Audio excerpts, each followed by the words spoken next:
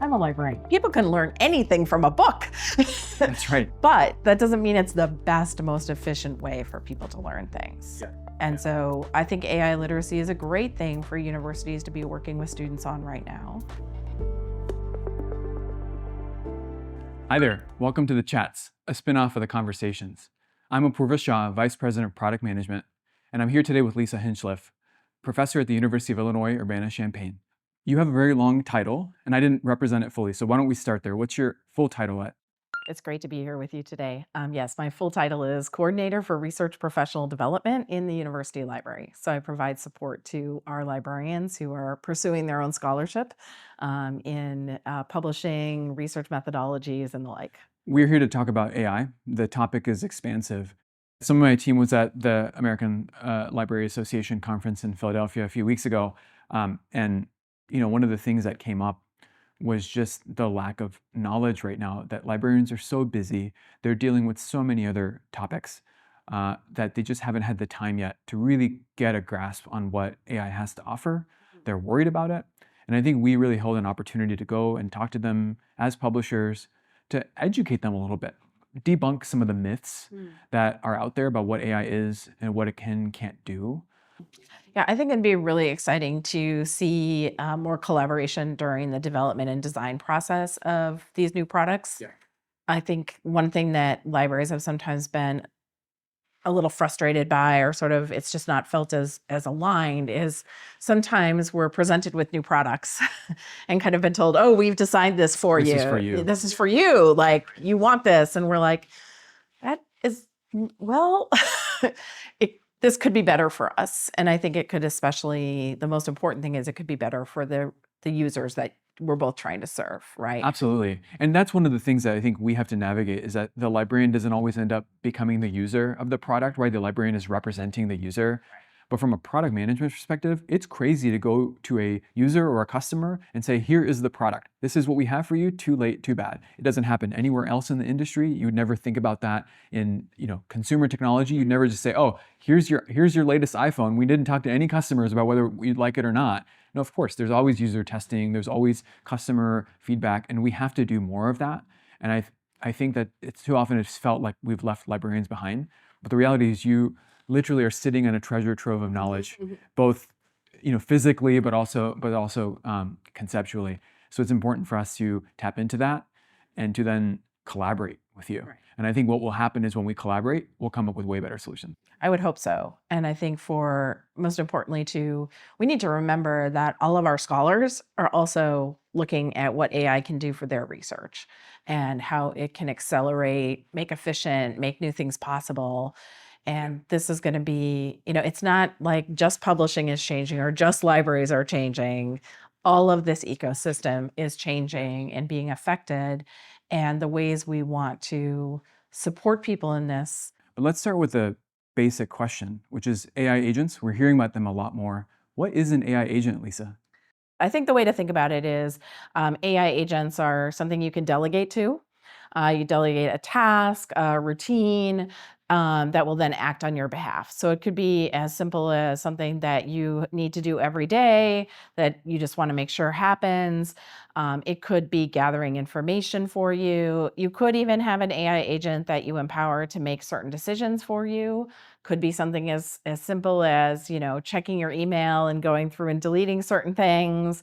Whether we would use AI for that or something, just a regular algorithm is a different question. But just think about it as something you can delegate to. And I think in a certain kind of way, we could say, if we had all the employees in the world, we might delegate to a person to do some of these things, but it's been a long time since if there ever was, that everyone had an administrative assistant. So in some ways, these AI agents can be an administrative assistant or more for individuals. So let's talk about that more. Yeah. Because there's a potential, and I think this is really possible, that the entire internet experience for people changes to where agents are the primary way that a human interacts with the internet around them. What does this mean for academia, for scholarship? You're a librarian, you work in a university setting. What does this mean as somebody who has a stewardship over so much content?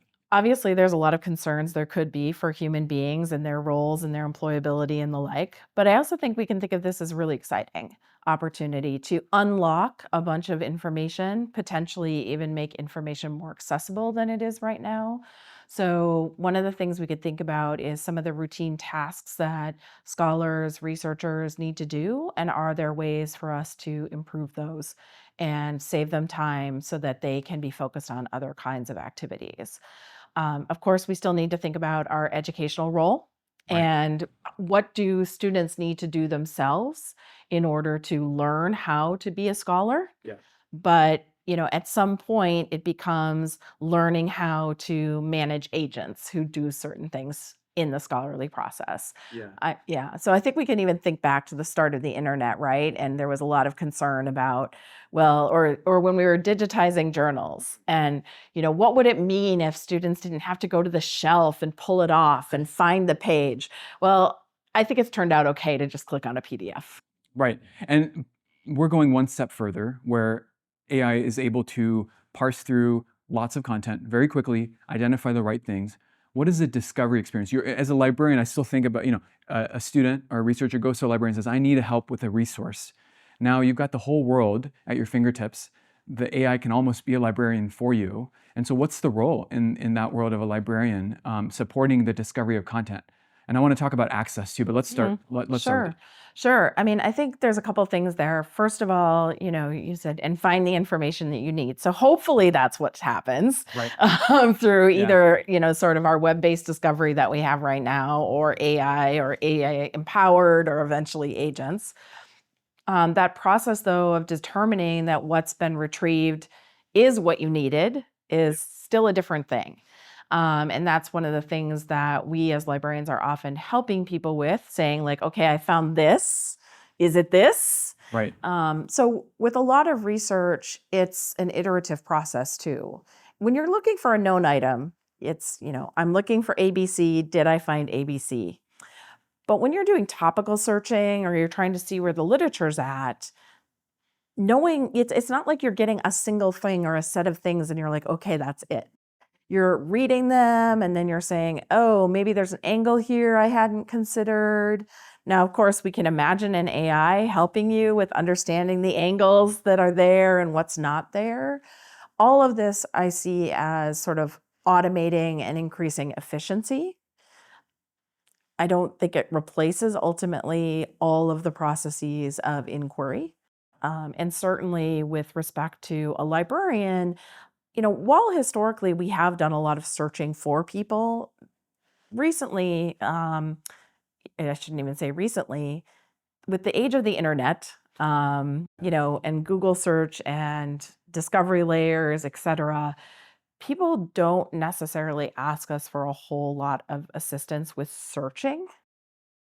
It's often they come to us because something isn't being found and they need help identifying it. Yeah, I want to talk about the creation side of content. What does it look like in a world where AI doesn't care if it's a journal or a snippet or an entire article? It wants information. And how do we deal with this world? In the sense that the AI sort of takes bits and digits and the Right. like. It's taking vectors of information, content. It sees it all as numbers and dots. Right. But we're talking about AI in service of inquiry and scholarship. And if the AI doesn't care, the person still cares, right? So as somebody who's working in a field, it makes a big difference to me whether the information I'm consuming has been through some sort of vetting process, or is it information that I need to vet myself? Yeah. There's a difference between, sort of primary objects that were created at the moment versus the scholarship on those objects. So, we've certainly saw this in the discovery layer time of searching for information web-based, where book reviews would just overwhelm your search for books because you had all these reviews that were about the book. And the technology layers were not able to easily distinguish that when you asked for the book, you meant you wanted the book. Yeah. You did not want a review of the book. Right. So this is the things that I think we're going to have to watch for with AI, which is when you say it doesn't care, we're going to need sometimes to help it care we're going to need to have that metadata, that context that gets preserved and is part of what is processed. Without a doubt. And I need you to help me navigate a conundrum that's been bothering me.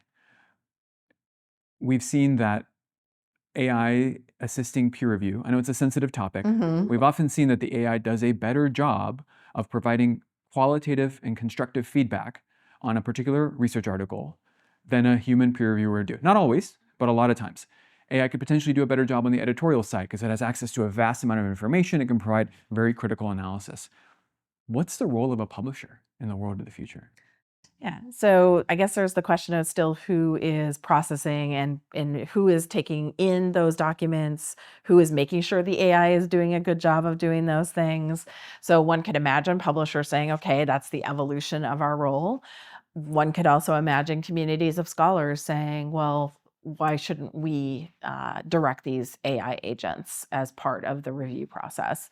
I'll have to be really honest, I don't really see AI as the biggest threat to peer review or to the publisher role with peer review. I think peer review is definitely creaking, falling apart, depending how we want to say it. And I think maybe another question we'll be asking ourselves that's outside the realm of AI, but is this the right way to be vetting information in the publication process? As a leader of product management, as a product manager, we think about what product managers' roles are in the future, right? Where AI can do prototyping and AI can make essentially the first version of a product and you can vibe code it until it's ready for market. I do think we talk about journal editors as curators, right? And often we talk about them as also curating a community of scholars, right? Of the people who are working in this area.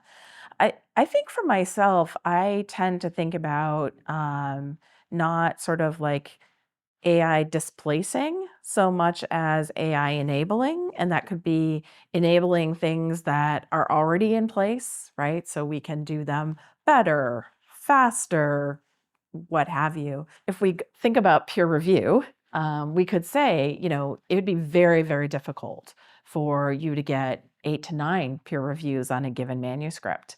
But one could imagine developing multiple AI sort of persona, if you will, different AI reviewer agents that would come at a manuscript from different perspectives.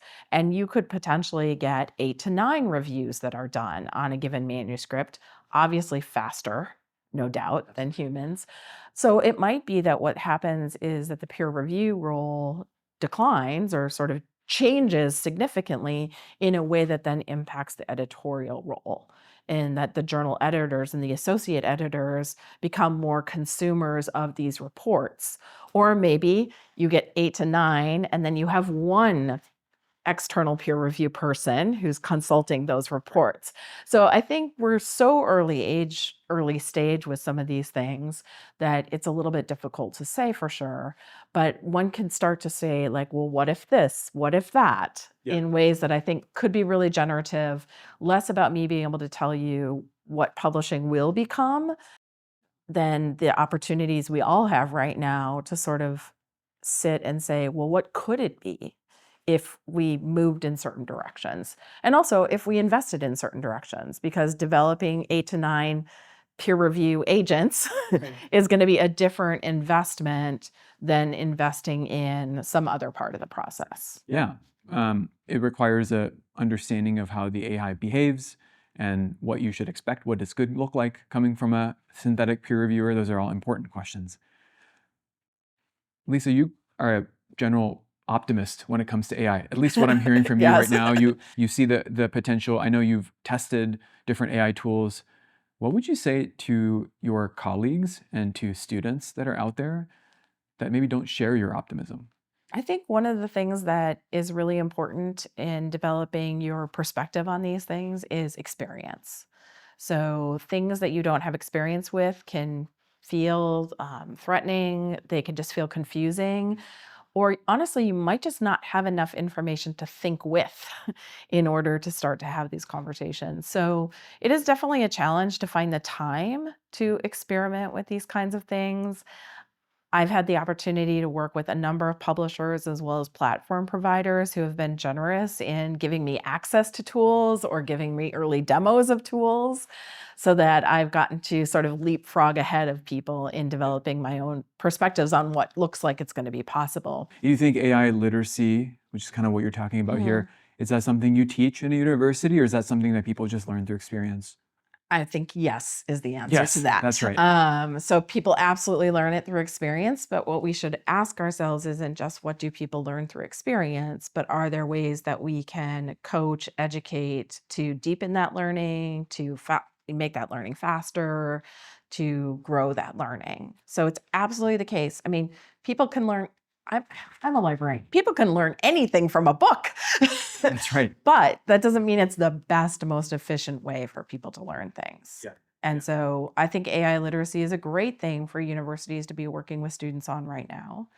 We always see students using technologies in their personal lives, and even when they use them well there, we don't necessarily see that transfer of learning into their studies or into the workplace because it's different contexts. And so that very well studied issue of knowledge transfer from one context to another comes into play here as well. Well, that was a really insightful chat. Thank you so much for your time. Thank you. It was great to be here.